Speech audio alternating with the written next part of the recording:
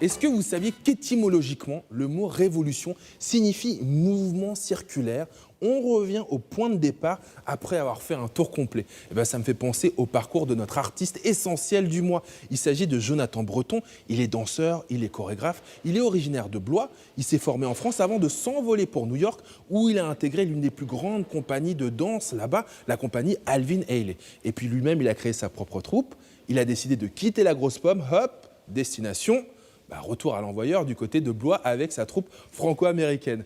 C'est l'histoire qu'on vous raconte, c'est un sujet signé Oliviane Ganga et Michael Dinic.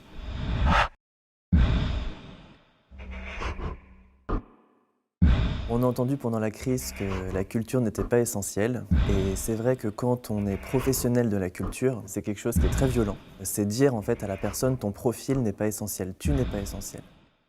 Pourquoi nous, on serait plus un danger pour le peuple que d'autres formes professionnelles? Pour moi, la danse, c'est pas à 15 mètres les uns des autres. Pour moi, la danse, c'est pas par écran interposé. Et je pense qu'on ne peut pas priver une population de quelque chose qui est aussi essentiel, parce qu'au contraire, ça permet de partir dans sa tête, de partir dans ses émotions également, parce qu'une période qui est aussi anxiogène, il faut réussir à extérioriser ses émotions. Et donc du coup, c'est très douloureux de devoir se dire, voilà, vous restez chez vous, vous pouvez voir personne et vous pouvez même pas exercer en fait ce qui vous fait vivre. Il y a une forme de colère.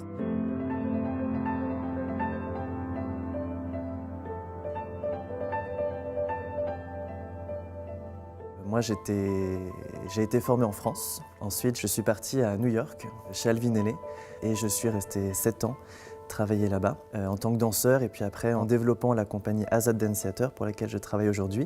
La compagnie est revenue en France en 2018 et la ville de Blois nous a fait venir dans le Loir-et-Cher, sur Blois, pour développer l'art chorégraphique. Et donc ça a été un premier choc culturel, moi, de revenir en France et de voir en fait la politique autour de cette forme artistique. Et la crise sanitaire m'a finalement quelque part permis de poser des mouvements, poser une réflexion sur ce choc culturel. Et nous avons malgré tout développé 2 pièces, Tear et Fuck the Boxes, pendant ces confinements, autour d'un synopsis commun.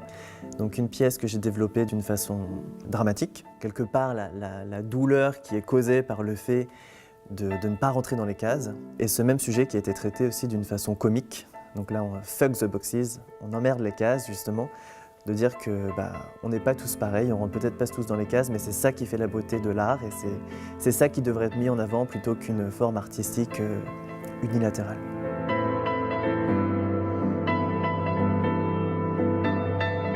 Malgré tout ça, malgré la crise, malgré le jeu politique, malgré la vision qu'on peut avoir de la danse, ce qui me pousse vraiment à aller vers l'avant, moi, c'est vraiment de dire il faut habiter son corps, il faut voir des corps en mouvement, il faut soi-même être en mouvement d'une façon ou d'une autre. Et des personnes qui ne dansent pas ou qui ne savent pas être en mouvement, de voir des gens en mouvement, ça leur permet aussi d'extérioriser. Et il y a ce lien invisible dans le spectacle vivant, là dans la danse en l'occurrence, qui est sans mots, qui est vraiment une forme artistique qui est que par le corps et qui permet aussi à des personnes qui ne sont pas en mouvement d'avoir un mouvement intérieur.